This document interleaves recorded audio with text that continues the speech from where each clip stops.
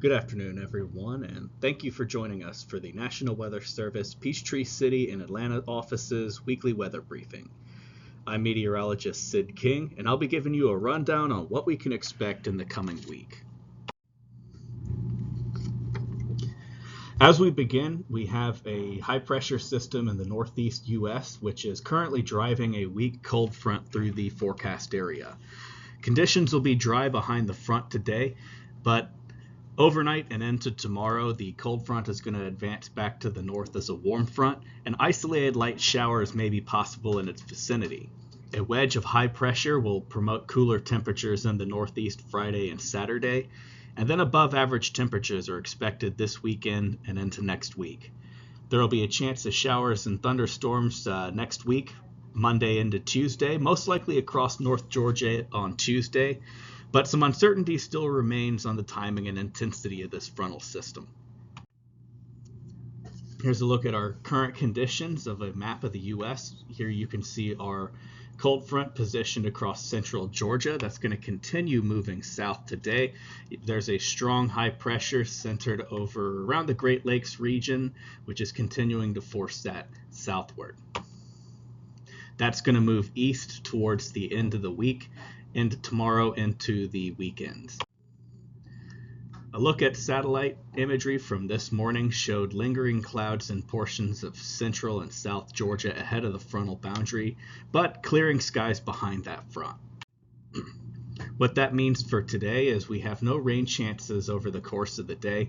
High temperatures are going to be in the 70s across the majority of North Georgia and in the low 80s in central Georgia. Conditions will also be dry.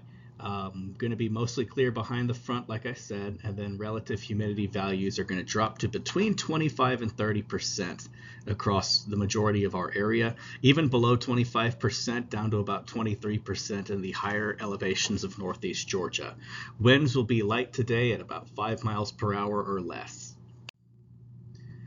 Tomorrow, as that surface high moves to the northeast, we're going to have a cold air damming effect develop along the Appalachians and then spread into northeast Georgia, as indicated by this blue circle here.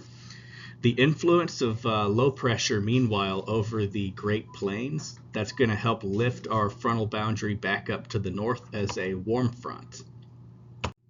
What that's going to mean for us tomorrow is that there will be some isolated light showers possible in the early morning in northwest Georgia as the warm front begins to advance northward. Temperatures are going to be locally cooler. You can see in the northeastern parts of the state we'll have 60s and low 70s in the afternoon under the influence of that cold air damming wedge. Elsewhere across the areas, we're expecting another day in the upper 70s to low 80s. Something's happening.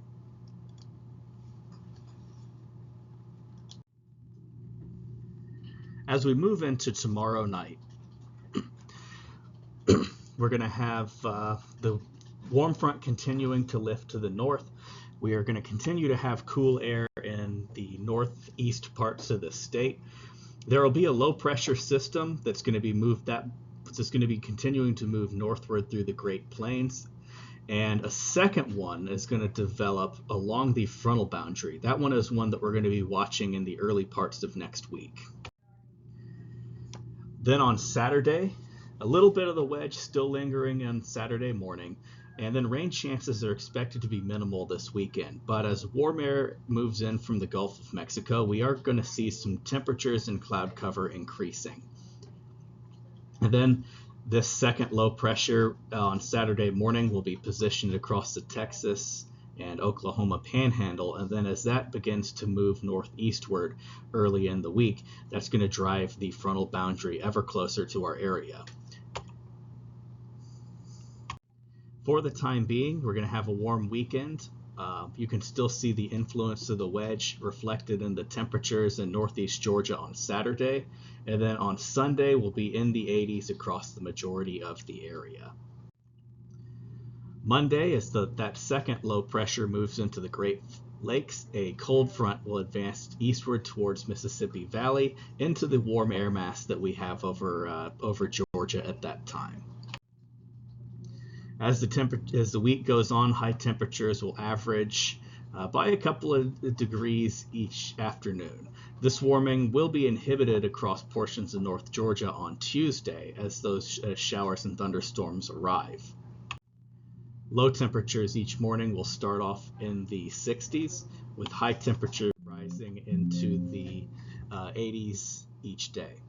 Then on Tuesday, showers and thunderstorms will begin to advance into North Georgia as that cold front enters the area. Here's what that looks like as far as our rain chances are concerned. Generally about 25% chance and higher along and north of the I-20 to I-85 corridor. Scattered showers and thunderstorms are expected, but at this time we're not anticipating severe weather threats. Rainfall amounts through the next 7 days are expected to be light at 1/4 of an inch or less. The majority of that is going to be experienced over next Tuesday. Fortunately, for our sake and with the lack of rain that we're expecting over the next 7 days, we don't have any drought concerns across our area at this time, and it looks like it's not going to cause any drought concerns in the next 7 days.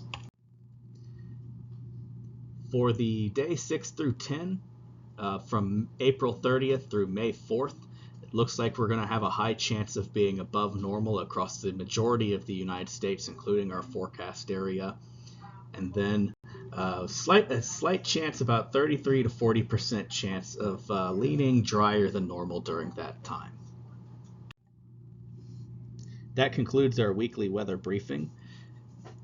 Here's a collection of ways that you can contact us if you ever need to get in touch with us. On behalf of all of us here in the National Weather Service in Peachtree City, we'd like to thank you all for your attention, and we hope you have a great weekend.